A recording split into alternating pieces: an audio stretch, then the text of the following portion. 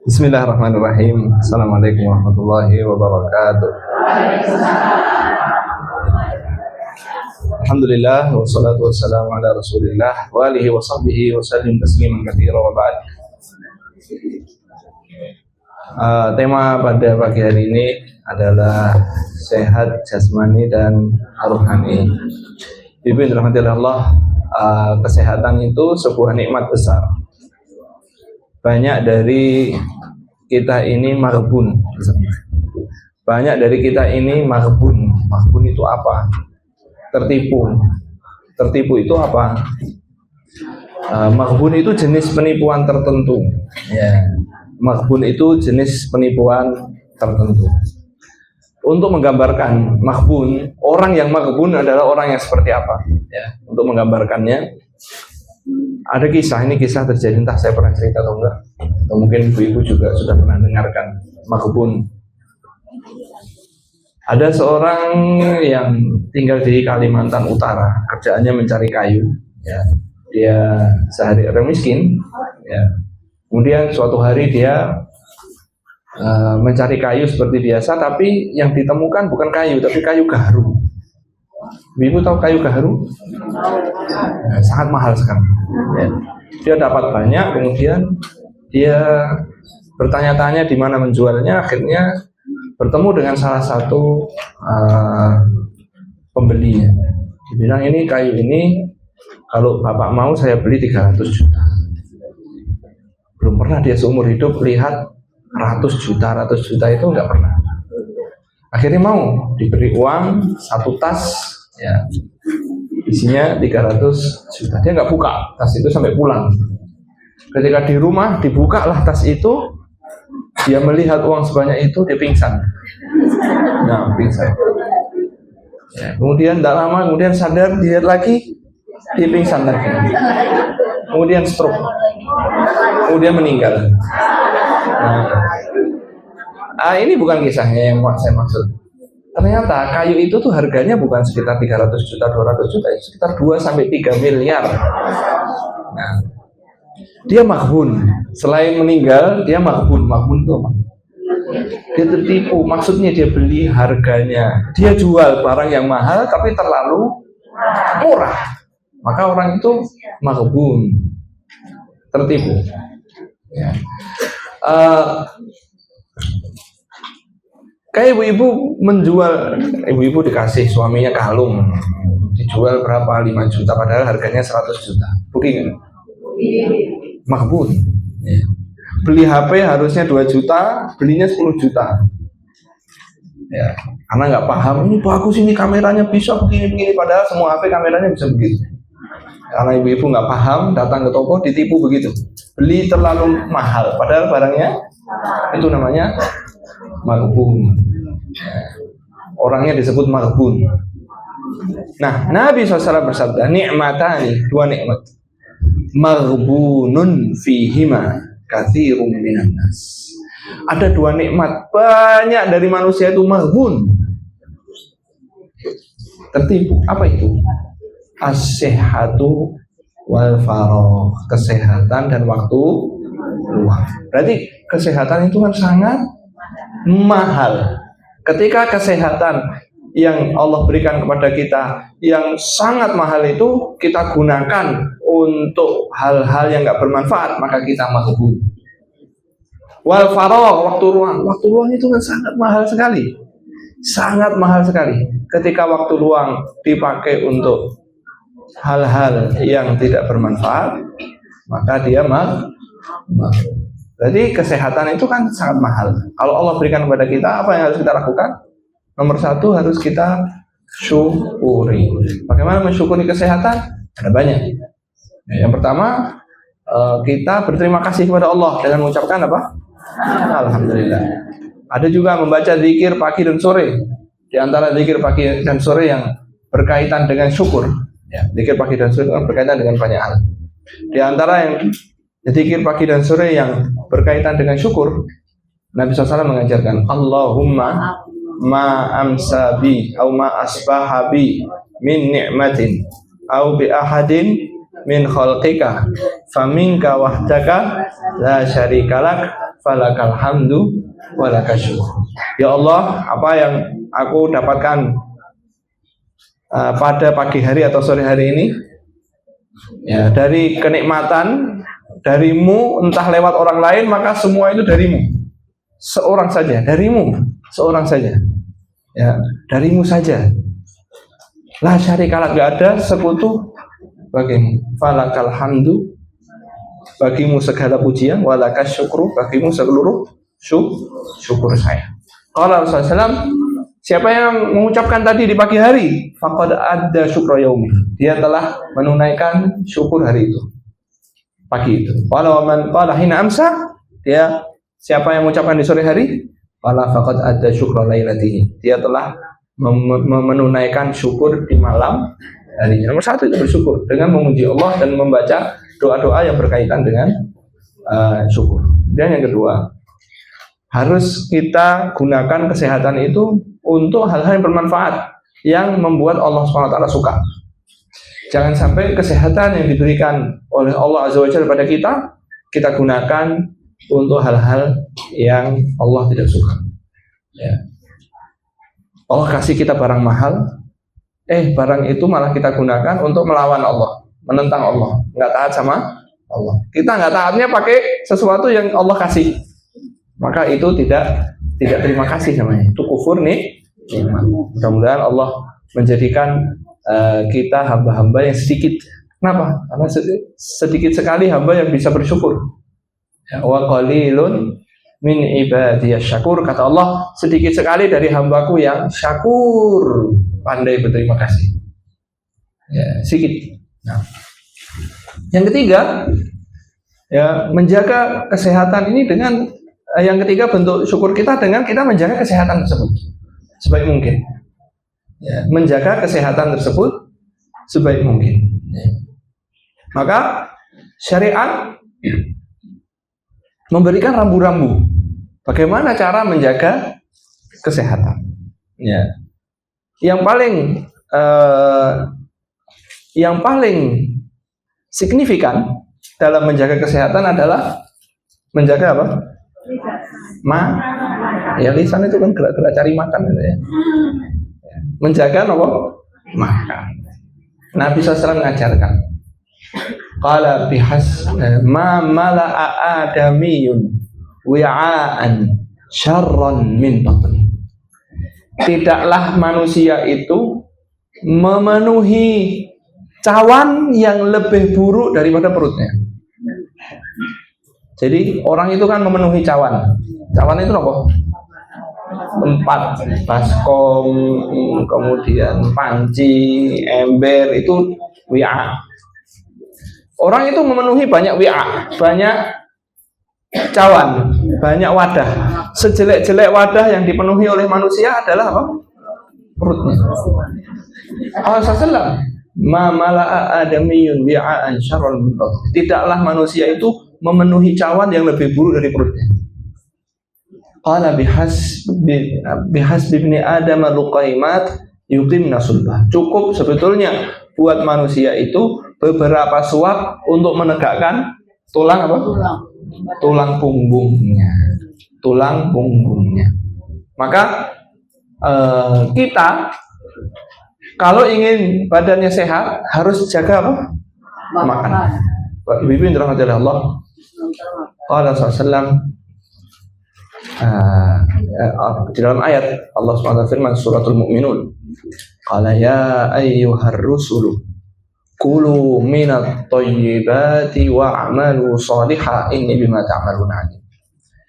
Ya ayyuhar rusulu kulu minat thayyibati wa'malu shalihan. Saya ulangi lagi, ya ayyuhar rusul kulu minat thayyibati wa'malu shalihan. Wahai para rasul, ini bukan orang beriman yang disuruh. Rasul saja disuruh, apalagi kita. Para rasul disuruh sama dengan yang manusia juga disuruh. Apa itu? Kulu minat thayyibati wa'malu shalihan. Makan yang bagus, bukan halal ya ayatnya, tapi apa? Thayyib. Kulu minat thayyib, termasuk yang thayyib itu yang halal tentunya. kulu minat thayyibati, baru yang nomor 2 disebut wa'malu sholeh. Suruh makan yang baik, baru yang disebut beramal sholeh. Berarti makan yang baik itu berkaitan dengan banyak hal. Berkaitan dengan banyak hal. Ya. Di antaranya berkaitan dengan amal sholeh. Kalau makannya nggak baik, amalnya bisa nggak baik. Makannya baik, insya Allah potensi amal solehnya bisa baik, amalnya bisa baik. Ya. Contoh, ada mobilnya itu diservis terus, bagus nggak? Tapi bensinnya diisi minyak tanah, mobilnya rusak nggak? Padahal diservis terus, apa jadinya? Rusak. Badannya dia rajin olahraga. Ya, tiap pagi olahraga, sore olahraga lagi. Ya, tapi makannya apa? Jelek. Makannya jelek. Badannya rusak. Ya, maka bahkan ada penelitian banyak. Saya banyak baca beberapa penelitian. Makanan anak-anak berpengaruh kepada sikap. Makanan anak-anak berpengaruh kepada kecerdasan. Bahkan diteliti di beberapa SMA, anak-anak yang makan jajanan, istilah itu ada sekarang tuh UPF. Apa UPF? Ultra Processed Food. Makanan ultra processed food itu makanan yang ada apanya? Pel-nya. Pengental, pengawet, ini itu namanya ultra processed food. Sekarang banyak nggak? Nugget yang nggak jelas, yang jelas ya banyak ya. Ayamnya cuma 20%, sisanya ya. Es krim dengan susunya cuma 10% atau 5%, sisanya apa? Ya, ultra processed food, proses. Ya. Diteliti ini, anak-anak di satu sekolah disuruh stop UPF. Setelah beberapa waktu, kemampuan konsentrasinya meningkat. Ya, kemampuan belajarnya juga meningkat. Berarti kalau makan makanan yang jelek, bodoh. Ibu tahu kemarin beberapa lama badan pengelola BPOM itu mau menuliskan di makanan bahaya mengandung gula. Udah mau dituliskan, tiba-tiba ada tangan ajaib yang menghapus. Ya, nggak tahu saya tangan ajaib. Berarti aslinya gula itu bahaya nggak? Mau ditulis nggak boleh. Biar orang Indonesia makan apa? Makan gula. Biar apa?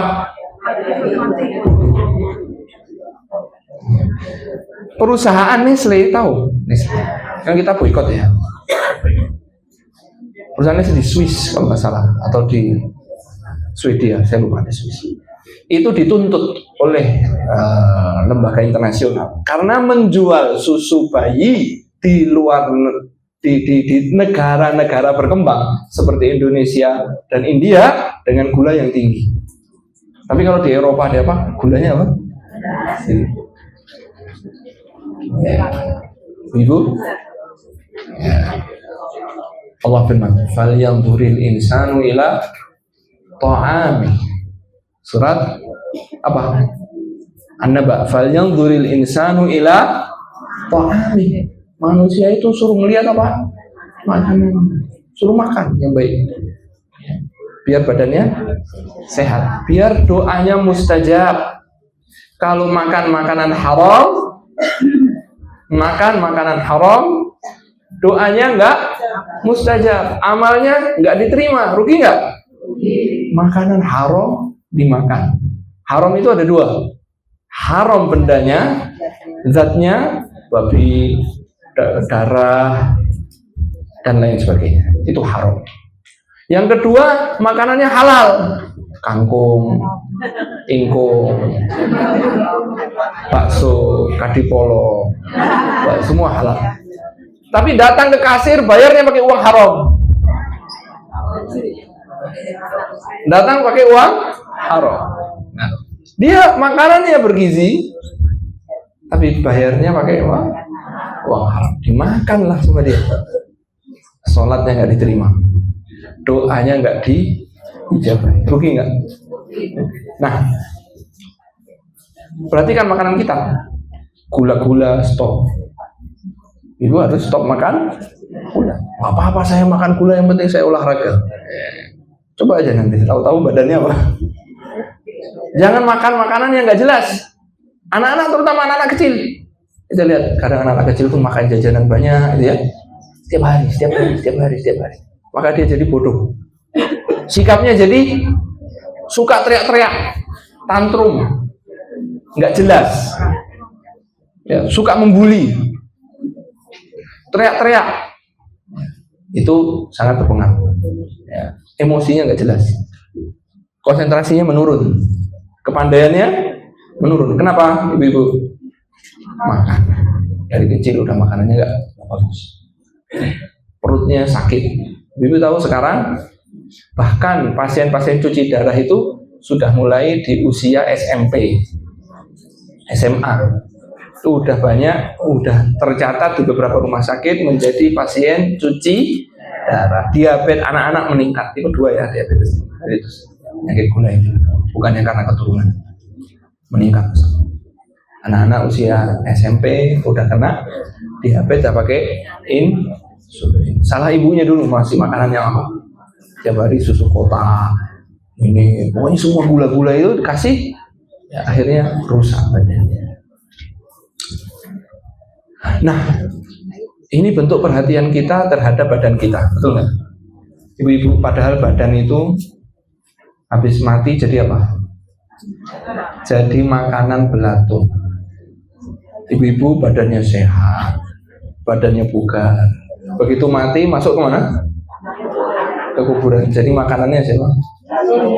Cacing dan belatung. Jadi kalau ibu-ibu sehat, belatungnya makin suka, makin senang dia makannya. Wah, ini daging sehat ini ya. Kalau badan yang kita tahu kalau mati dimakan belatung, kita jaga baik-baik, bagaimana dengan ruh kita? Bagaimana dengan jiwa kita? Bagaimana dengan hati kita? Jangan sampai badannya sehat, jiwanya mati. Badannya bugar, hatinya mati. Badannya sehat, kuat, imannya sakit, hatinya mati. Hatinya membatu. Hati itu kan bisa mati, keras, membatu. Ya. Dengar nasihat, nggak bisa menyerap. Ikut pengajian, nggak bisa menyerap. Kenapa? Tanah itu kalau membatu keras, disiram airnya cuma apa? Ngalir. Nggak bisa apa? Menyerap, nggak bisa meresap.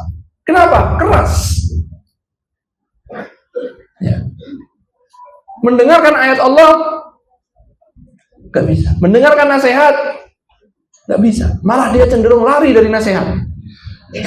Nasihat itu kan kayak obat, betul nggak?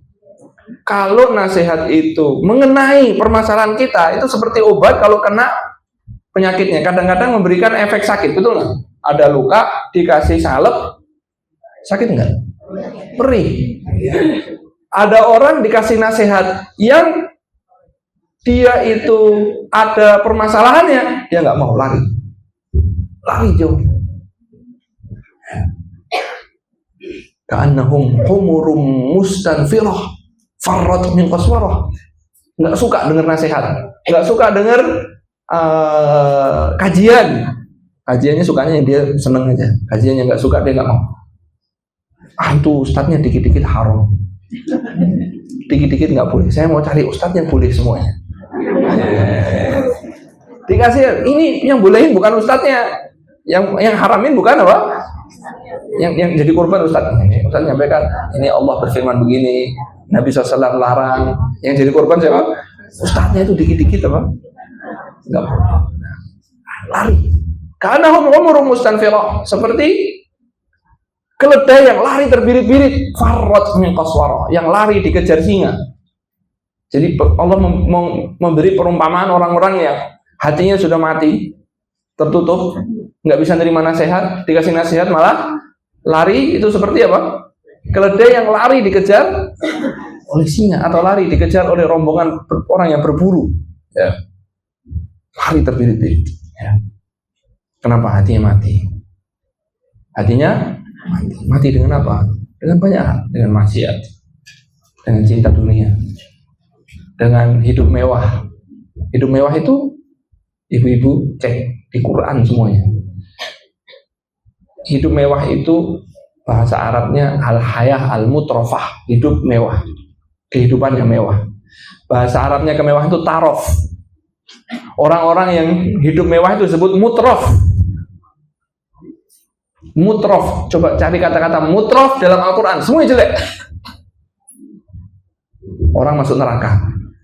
Surat Al-Waqi'ah, wa ashabul shimali ma ashabul shimal. Orang-orang golongan kiri. Tahukah kalian apa orang golongan kiri? Fi samumin wa hamim. Mereka itu disiksa dengan samum, air yang sangat panas. Angin yang sangat panas. Wa hamim, air yang sangat, wa dhillim min yahmum. Ya, dan naungan dari asap yang sangat gelap. La baridin wala karim. Tidak ada rasa dingin, sejuk, dan tidak ada kemuliaan. Kenapa sih mereka disiksa begitu? Qala innahum kanu qabla dzalika mutrafin. Mereka itu sebelumnya waktu hidup mewah. Mewah itu matikan hati. Penentang Nabi. Semuanya dari kalangan orang-orang yang hidupnya mewah. Surat Saba Allah sebutkan, wa ma arsalna fi qaryatin min nadirin illa qala mutrafuha inna bima ursiltum bihi kafirun. Dan tidaklah kami utus pemberi peringatan kepada suatu kaum kecuali qala mutrafuha, orang-orang yang hidup mewah di antara mereka mengatakan inna bima ursiltum bihi kafirun. Maka hidup yang mewah ini mematikan hati. Jasadnya sehat, makannya rapi, olahraga terus, hidupnya mewah-mewah, hatinya apa? Bahkan Nabi SAW al-badazatu minal iman, bahkan sebutkan Nabi SAW, hidup sederhana itu minal iman. Nabi suruh sekali-sekali orang itu jalannya nyeker. Bayangkan Nabi SAW suruh apa? Memerintahkan untuk telanjang kaki kadang-kadang. Nyeker, mau tahu ya nyeker ya? Suruh jalan nyeker kadang-kadang, biar kita itu kelasnya apa?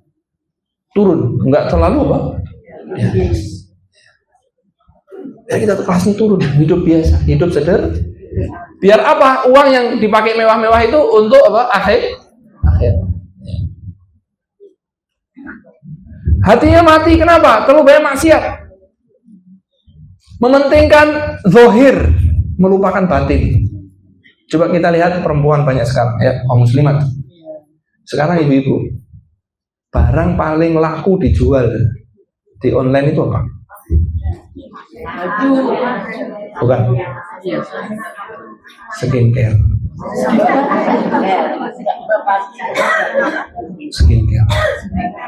Ibu nak pengen sugih. Kalau pengen sugih, itu sama skincare.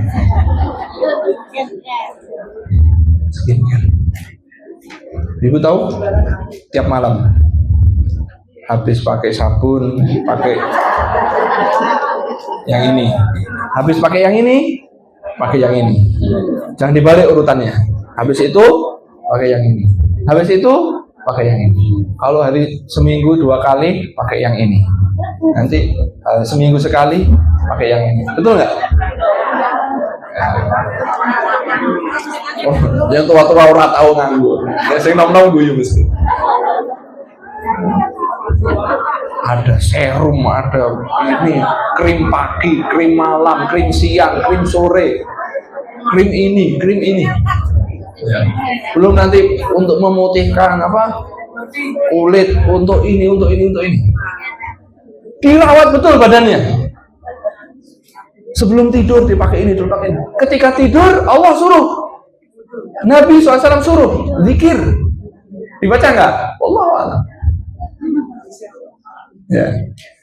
Bangun tidur disuruh zikir. Enggak, bangun tidur cuci muka, pakai ini lagi. Minum sayur atau minum vitamin pagi. Nabi SAW suruh pagi zikir pagi. Baca Quran. Enggak baca Quran, tapi yang penting tiap pagi rutin makan ini vitamin ini, minum ini pagi lemon biar itulah semua. Tapi ruhnya mati. Ya, kenapa? Karena nggak diperhatikan.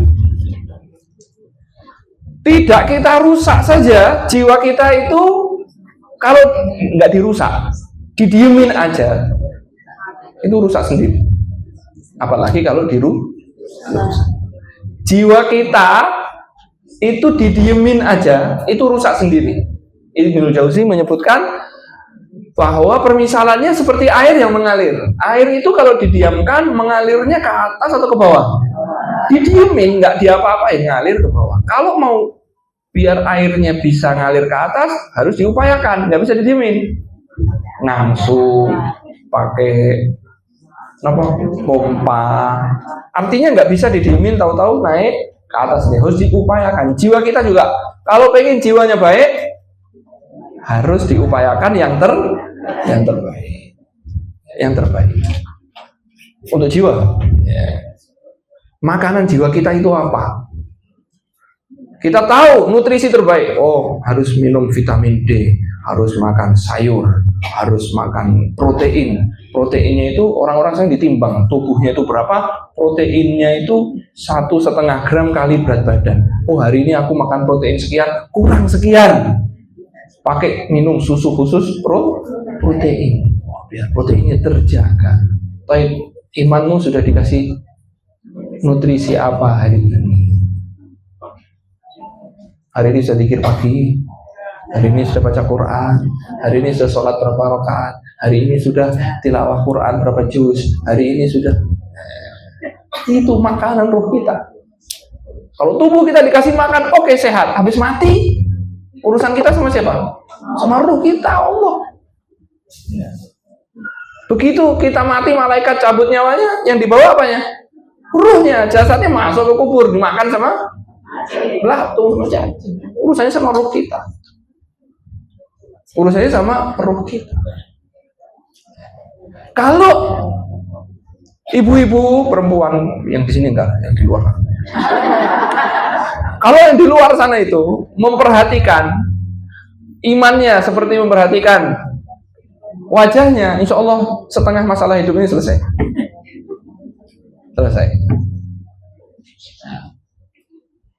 Bagaimana kita berdoa takut sama akhirat, kemudian membuat Allah ridho itu kayak gimana?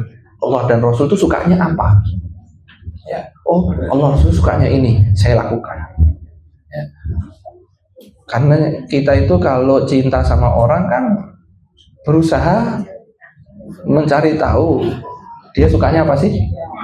Ibu-ibu kan biar suaminya cinta terus, biar nggak nikah lagi. Betul nggak? Cari tahu suaminya senangnya apa. Ya. Oh, senangnya makan ini, senangnya ini. Cari tahu, betul nggak? Nggak sukanya apa, dihindari. Nah, kita cinta sama Allah nggak? Kalau cinta sama Rasul nggak? Cinta. Oke. Apa yang Allah suka? Harus tahu kita. Harus peduli kita. Apa yang Allah nggak suka? Harus kita hindari, harus peduli kita. Ya. Kalau kita betul-betul cinta sama Allah dan Rasulnya. Sekarang fenomenanya bukan begitu lagi, berubah.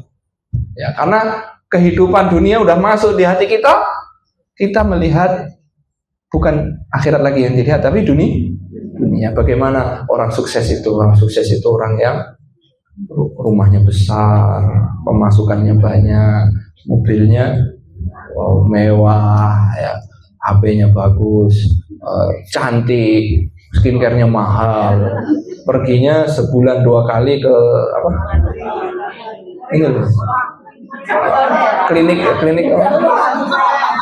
kecantikan, klinik kecantikan seminggu 2 kali. Ini terus itu ya, orang sukses. Diperhatikan betul tubuhnya, olahraga, ya, olahraga ke gym. Seminggu 3 kali, 4 kali. Majelis taklimnya seminggu berapa kali? Ya. Ya. Nah, Bibi dirahmati Allah, maka jangan sampai kita ini memahaminya keliru. Yang penting jaga iman, tubuh itu penting. Ya. Salah juga. Kita juga harus jaga iman, juga harus jaga kesehatan. Nabi SAW suruh memanfaatkan kesehatan. Iqtanim khamsan qabla khamsin. Manfaatkan 5 sebelum datang 5. Di antaranya apa? Sehat sebelum sakit, muda sebelum kaya sebelum miskin, apalagi sebelumnya sempat sebelum sibuk, yang terakhir hidup sebelum. Di antaranya apa? Sehat sebelum sakit. Harus dimanfaatkan kesehatan, dijaga. Artinya dengan kita sehat kita bisa berdiri sholat makin lama. Nah, ayo olahraga biar lututnya kuat, biar kalau sholat malam bisa 2 juz, bisa 1,5 juz. Ya. Iya, Nabi SAW kuat. Beliau itu fisiknya kuat, Nabi SAW. Ya. Beliau itu sholat 1 rakaat 5 juz.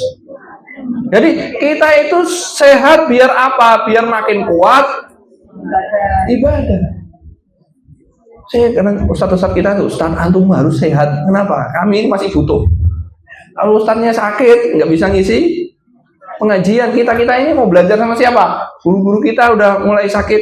Ya Ustaz ayo, ya, guru kita sedih kalau guru-guru kita itu sakit. Ya. Harus sehat, ya. Harus sehat biar bisa dakwah. Nah, kita harus sehat biar bisa apa? Ya. Biar bisa ibadah makin banyak, biar bisa hadir majelis taklim. Karena di Kadipolo ini kan di lantai 2. Kalau lututnya sakit, nggak bisa naik ke lantai 2. Nah, rugi kan? Satu majelis taklim nggak bisa, saya nggak bisa ke sana. Kenapa? Di lantai 2. Ini khusus yang sehat-sehat yang bisa ke sini. Khusus yang sehat-sehat. Kalau naiknya, pelan-pelan nggak bisa. Nah ini, ya, ibu-ibu mager ini ya, yang lututnya sakit-sakitnya harus olahraga, harus dijaga kesehatan. Untuk apa? Biar bisa makin semangat lagi dalam ibadahnya. Ya. Mumpung matanya masih sehat, pakai untuk hafal Quran. Nanti udah matanya udah rabun, nggak bisa kelihatan. Pakai kacamata juga udah nggak kelihatan. Udah. Baru menyesal. Ya, baru menyesal. Oh iya dulu matanya sehat, nggak pernah baca buku. Ibu sekarang sehat matanya, beli buku, baca buku. Biar apa? Biar kalau tua tidak pikun. Maka ibu-ibu yang usia 60-70 ke atas, saya sarankan mulai hari ini beli buku, baca. Ya, kalau ibu-ibu udah tua, cuman duduk, nemenin cucu, lihat TV, jamin 3, 4 tahun, 5 tahun, pikun. Apa? Berhenti. Beli buku, baca buku. Manfaatkan matanya yang masih sehat, dikasih kesehatan oleh Allah. Tangan yang masih bisa nulis, bukunya itu ditulis. Oh, kesimpulannya apa? Sedikit-sedikit itu otaknya bekerja terus. Ya. Disyukuri nikmatnya. Ya. Maka sangat disayangkan bahwa kita ini lebih, memang manusia itu senangnya yang kelihatan, yang nggak kelihatan itu mereka nggak suka. Allah SWT firman, kalla bal tuhibbunal ajilah wa tadharunal akhirah. Surat Al-Qiyamah Allah firman, kalian itu senangnya yang sekarang, wa tadharunal akhirah, kalian nggak peduli dengan akhirat. Kenapa? Akhirat itu masih lama. Innahum yarawnahu ba'ida wa narahu qariba. Mereka itu melihat hari kiamat itu nanti. Ini sekarang dipopol kese. Wa narahu qariba, kami melihat kiamat itu dekat. Kami melihat kiamat itu dekat. Mereka manusia melihat kiamat itu masih lama.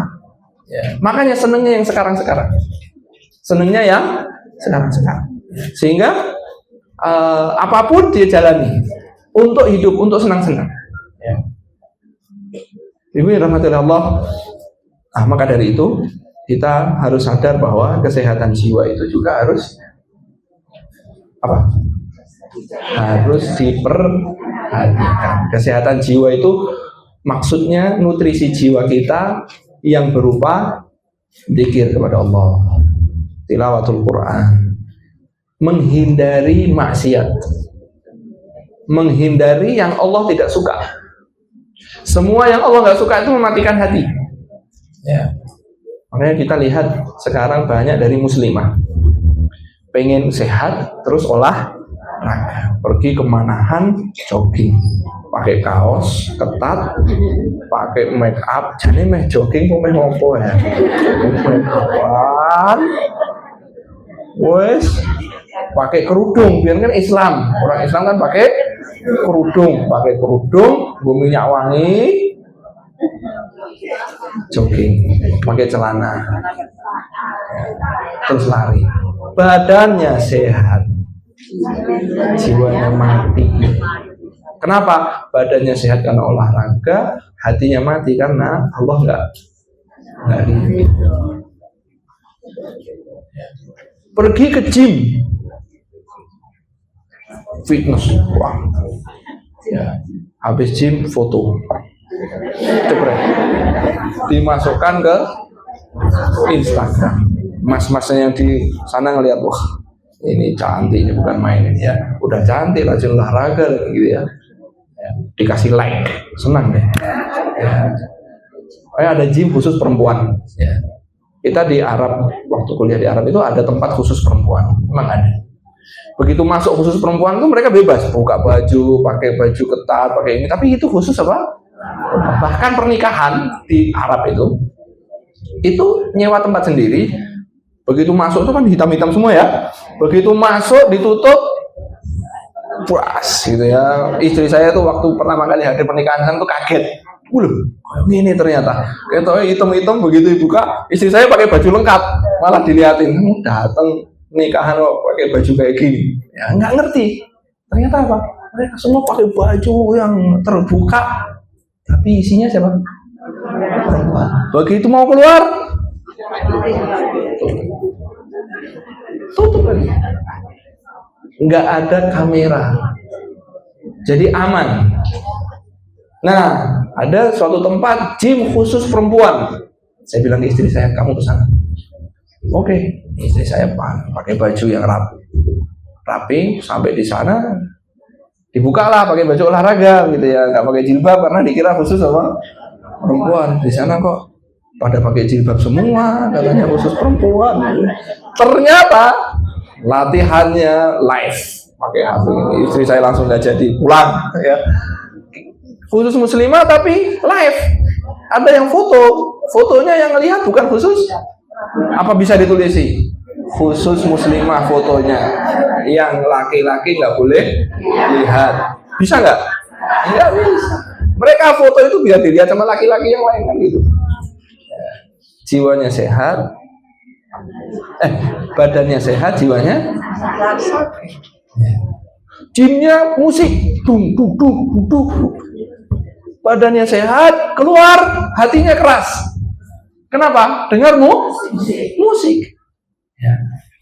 Itu siapa namanya, penyanyi Ahmad Dhani. Ya. Itu kan pemusik top. Dia bilang orang yang pemusik itu paling susah ngapal Quran. Gak bisa. Orang suka musik apa? Hafal Quran. Oh, itu yang ngomong bukan hafid Quran. Yang ngomong siapa? Pemusik. Itu Ibnu Qayyim dari dulu udah bilang, cinta musik dengan cinta Quran itu nggak pernah bersatu di dalam satu. Yang satu wahyunya setan, yang satu wahyunya Allah. Ibnu Mas'ud jauh-jauh dulu juga udah bilang, ke musik nyanyian itu menumbuhkan kemunafikan di dalam hati, sebagaimana Al-Quran menumbuhkan iman. Yang mau ditumbuhkan apa? Kalau mau tumbuhkan Al-Quran ya iman, ya dengarkan Al-Quran. Kalau pengen yang ditumbuhkan penyakit, dengarkan apa? Kita nge-gym sehat, tapi ya Pak, duduk gitu ya. Badannya sehat, jiwanya sakit. Merawat jiwa itu penting. Bagaimana merawat jiwa? Belajar. Sebagaimana ibu-ibu belajar bagaimana merawat tubuh. Syariat itu merawat tubuh, menganjurkan untuk merawat, menjaga kebersihan tubuh, menjaga kesehatan tubuh. Kebersihan itu dahsyat sekali syariat kalau ibu-ibu mau pelajari. Bagaimana para fuqaha menyebutkan di dalam kitab Thaharah itu, bagaimana urusan kebersihan tubuh, baik kebersihan yang sifatnya hissi, yang memang benar-benar yang bersentuhan langsung dengan tubuh, maupun maknawi. Maknawi itu mensucikan dari hadas. Hadas itu kan nggak kelihatan, ya. Maknawi gitu ya, sifat wudu, mandi, tayamum. Bagaimana membersihkan dari najis, itu detail sekali. Bagaimana istinja, plus ada bab namanya bab memotong kuku, bab mencukur bulu kemaluan, bab mencukur bulu ketiak, bab memakai minyak wangi. Ya, itu syariat apa? Atur. Dianjurkan memakai minyak wangi. Di hari Jumat disuruh bapak-bapak itu sebelum ke masjid pakai apa? Minyak wangi. Ibu-ibu disuruh pakai minyak wangi kalau di rumah. Tidak boleh keluar rumah pakai minyak wangi. Haram. Wah, ini ustadznya dikit-dikit haram ya. Nabi SAW bersabda, siapapun perempuan yang keluar rumah pakai minyak wangi untuk dicium wanginya oleh orang-orang, fahiya zaniyah, maka dia itu pezina. Ayyuma mar'atin, manapun wanita yang pakai minyak wangi keluar dari rumah agar dicium wanginya oleh orang, fahiya zaniyah, maka dia itu apa? Pezina. Sekarang kan orang-orang dibalik ya, keluar rumah pakai minyak wangi, di rumah keluar rumah pakai apa? Komplit, dari mulai batuknya, alisnya, mata atasnya, mata bawahnya, sininya, lipstick semuanya komplit. Pas di rumah, pokoknya saya kemarin bilang, Ustaz kalau nggak pakai nanti pucat. Nah kan biar dilihat orang pucat nggak apa-apa, yang penting dilihat suaminya seger. Kalau orang-orang sekarang dibalik, dilihat suaminya pucat nggak apa-apa, yang penting pas keluar dilihat orang seger. Ya. Padahal orang-orang boleh nggak ngelihat dia? Boleh. Ya. Maka para ulama mengatakan, bahkan ya, Imam Taqiyul Hisni dalam kitabnya Kifayatul Akhyar, itu saya membaca agak terkejut ya. Beliau mengatakan beliau itu hidup di tahun sekitar 800-an Hijriah, berarti 6 abad yang lalu. Berapa? 600 tahun ya. Beliau itu bilang begini. Dan seharusnya, ini di dalam kitab fikih namanya Kifayatul Akhyar. Dan seharusnya, menurut beliau, seharusnya sekarang ini, bukan sekarang ya, tapi kapan? 600. Dan seharusnya sekarang ini diharamkan, maksudnya seharusnya difatwakan bahwa haram hukumnya perempuan itu ikut sholat id. Bayangkan, loh, saya agak kaget itu kan, kok bisa? Padahal dulu Nabi sampai suruh apa, perempuan yang haid pun suruh datang untuk sholat id. Kata beliau, dulu orang itu sedikit, maka supaya jamaah sholat id banyak, perempuan yang haid pun suruh datang. Sekarang umat Islam sudah banyak, perempuan nggak datang pun jumlahnya sudah banyak. Kalau dulu perempuannya datang menutup aurat, laki-lakinya ghadul basar, sekarang perempuannya, bukan sekarang loh ya, kapan? Sekarang itu perempuan tidak menutup aurat, laki-lakinya tidak ghadul basar. Jadi perempuannya sholat ini di rumah aja, nggak usah. Itu 6 abad yang lalu. Bagaimana kalau beliau hidup lagi ngelihat sekarang? Ya, beliau bakal bilang apa? Nggak usah sholat id. Ya, kenapa? Sholat id sunnah, pengennya dapat pahala malah dapat dosa. Lihat orang-orang sholat id sekarang kayak gimana?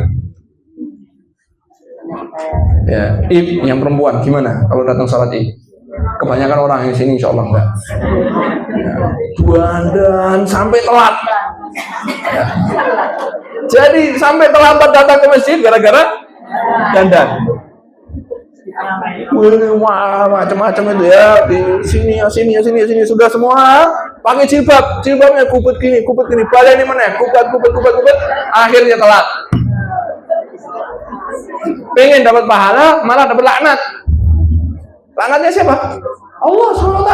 Perempuannya keluar pakai apa? Tabarruj. Ya. pakai make up, ya. Olahraga, pakai make up, biar badan sehat, tapi dapat laknat. Ya. Gimana caranya? Ya diatur pakai baju yang sopan, tertutup, auratnya jangan sampai terbuka, ya. Jangan sampai terbuka. Maka penting bagi kita menjaga kesehatan jiwa kita, kewarasan jiwa kita, biar imannya itu sehat terus. Kalau enggak nanti apa? Mati. Dalam surat Al-Hadid Allah Subhanahu wa taala berfirman, "Alam ya'ni lil ladzina amanu an takhsha'a qulubuhum li dzikrillah wa ma nazala minal haqq wa la yakunu kal ladzina utul kitaba min qabl fatala 'alaihimul amadu faqasat qulubuhum wa katsirum minhum fasiqun." Surat Al-Hadid ayat ke-16 Allah berfirman, apakah belum tiba waktunya bagi orang beriman untuk khusyuk mengingat Allah dan patuh kepada kebenaran yang telah diwahyukan kepada mereka? Kapan mau khusyuk? Kapan mau nurut sama Allah? Apa belum datang waktunya? Nunggu apa maksudnya? Nunggu sakit dulu? Nunggu tua dulu? Nunggu mati dulu? Allah sampai tanyakan, apa belum tiba waktunya bagi orang beriman untuk khusyuk, untuk taat kepada apa yang diwahyukan oleh Allah kepada kita melalui Al-Quran maupun wahyunya lewat Nabi Muhammad SAW. Wala yakunu kalladzina utul kitab, jangan mereka berlaku seperti orang-orang yang telah menerima Alkitab sebelumnya, yaitu siapa? Orang Yahudi dan fatala alaihimul amadu, mereka melalui masa yang panjang. Faqasat qulubuhum, maka hati mereka menjadi keras. Wa katsirum minhum fasiqun, dan banyak di antara mereka menjadi orang fasik. Nah, di ayat ke-17 Allah berikan isyarat, i'lamu annallaha yuhyil arda ba'da mautiha, ketahuilah sesungguhnya Allah itu menghidupkan tanah yang sudah mati kering. Ini isyarat, kalau tanah yang sudah mati atau kering, Allah bisa apa? Hidupkan. Hati kita yang sudah mati, Allah juga bisa apa? Hidupkan. Ya. Ini kan isyarat dari Allah. Setelah membahas ayat tadi, faqasat qulubuhum, hati mereka keras, Allah sampaikan di ayat setelahnya, i'lamu, ketahuilah annallaha yuhyil arda ba'da mautiha, sesungguhnya Allah menghidupkan bumi, tanah setelah matinya. Tanah kalau sudah mati, Allah bisa hidupkan. Tanda-tanda tanah yang hidup itu apa? Subur, basah, betul nggak? Kalau digali keluar apa ini? Lah, tanda-tanda hati yang hidup itu apa? Keluar air mata. Ya. Para ulama menyebutkan ciri-ciri hati yang hidup adalah mudah menangis. Pertanyaannya, ya buat saya juga, kapan terakhir menangis saat baca Al-Quran? Kapan terakhir menangis waktu kita sujud? Kapan terakhir menangis waktu zikir? Zikir subhanallah, subhanallah, menangis. Kapan terakhir menangis waktu doa? Ya, nah itu semua silakan dijawab, nggak usah diomongkan di masing-masing, dijawab. Saya juga. Ya. Ya, ini apa? Pertanyaan yang harus dijawab dari masing-masing. Kalau ternyata udah lama, berarti mirip ayat yang tadi. Yaitu sudah berlalu waktu yang lama dari nasihat-nasihat, waktu yang lama. Loh, saya datang pengajian terus tapi kok ya nggak nangis ya. Berarti hatinya sudah apa? Keras, disiramin. Enggak subur. Berarti harus segera dia apa? Tanahnya harus dibongkar, dibalik. Nah, tanah kalau udah kering, petani mau nanam, diapakan dulu? Dibajak. Diapain dibaca? Bongkar, ayo bongkar. Apa masalahnya? Oh ternyata saya begini. Oh ternyata saya begini. Oh makanan saya ternyata haram. Oh kalau ibu-ibu, oh suami saya ternyata tidak ridho dengan saya. Oh ternyata pakaian saya. Oh ternyata, oh kita harus apa? Bongkar. Ayo dibongkar. Ada masalah apa? Ya, ada masalah apa? Bongkar. Ketahuilah Allah bisa menghidupkan tanah setelah matinya. Hati kita kalau mati, ayo yang sadar-sadar ini segera dibongkar, dicari, minta sama Allah, hatinya dihidupkan kembali. Ya. Karena kalau kita mati, bawa hati yang mati, celaka nggak? Celaka. Badannya sehat, uangnya banyak, rumahnya besar. Ya. Begitu mati, tapi hatinya mati juga. Apa yang dia akan alami? Hidup enaknya berlanjut atau selesai? Ya. Tapi kalau kita hidup pas-pasan, bawa hati yang hidup, ketika mati, ya kenikmatannya justru baru dimulai. Nah kita tinggal pilih yang mana. Ya, kalau kita pilih hidupnya sehat, badannya kuat, pas mati diberi kenikmatan yang, nah itu harus diupayakan. Harus diupayakan. Nah, kalau orang-orang bilang kesehatan itu investasi, betul nggak? Nah, olahraga adalah investasi. Kita olahraga sekarang capek, biar waktu tua tidak sakit, begitu ya? Kita sekarang olahraga, makan yang sehat, pengen iki ngampet, ya. Biar nanti waktu tua nggak kolesterol, nggak darah tinggi, diabetes, invest. Jadi kita harus invest. Nah, sebagai penutup, saya ini mau ngajak ibu-ibu untuk investasi. Saya mau ngajak ibu-ibu untuk investasi. Insya Allah ibu-ibu udah mati, dikubur, investasinya masih ngalir terus. Ya. Saya punya pondok pesantren namanya Markas Iqra. Pondok pesantren ini membuka kesempatan buat ibu-ibu untuk bergabung menjadi pelayan Al-Quran. Di pondok itu ada ustadz-ustadz yang tiap hari kerjaannya melayani Al-Quran, khadimul Quran. Ya, ibu, ustadz-ustadz yang di pondok itu kan khadimul Quran, betul-betul hidupnya untuk melayani Al-Quran. Gimana? Sebelum subuh udah bangunin coba santrinya suruh apa? Ngaji. Habis itu mereka sholat subuh, halakoh, nyemak santri suruh apa? Ngaji. Habis itu pulang ke rumah, siap-siap jam 8 santri kon masuk kelas ngaji lagi. Habis zuhur suruh ngaji lagi. Habis asar ustadznya itu ngawasi santri dari pagi sampai malam suruh apa? Ngaji. Mereka nggak punya waktu untuk kerja. Mereka nggak punya waktu untuk kehidupan dunia. Waktunya semua untuk Al-Quran. Ibu-ibu ingin nggak seperti itu? Tiap hari untuk Al-Quran terus. Nah, ini kita buka kesempatan untuk bergabung menjadi pelayan Al-Quran. Bagaimana caranya? Dengan berinfak untuk operasional pesantren Ma'had Tahfidzul Quran Markas Iqra. Ini Ma'had saya langsung yang membina. Di Ma'had ini membuka kesempatan untuk ibu-ibu, ada beberapa paket ini ya. Ada paket silver, gold, macam-macam paketnya. Ya. Ada yang 100.000 setiap bulan, ada yang 500.000 setiap bulan, ada yang 1 juta setiap bulan, ada yang 2 juta setiap bulan. Untuk apa? Untuk operasional. Ini sedang bangun asrama. Ya, asramanya 4 lantai, dipakai untuk 200 santri. Bayangkan, ibu ikut membangun di situ, beli 1 tiang, dipasang di situ, tiangnya dipakai sandaran santri ngapalkan Quran berpuluh-puluh tahun.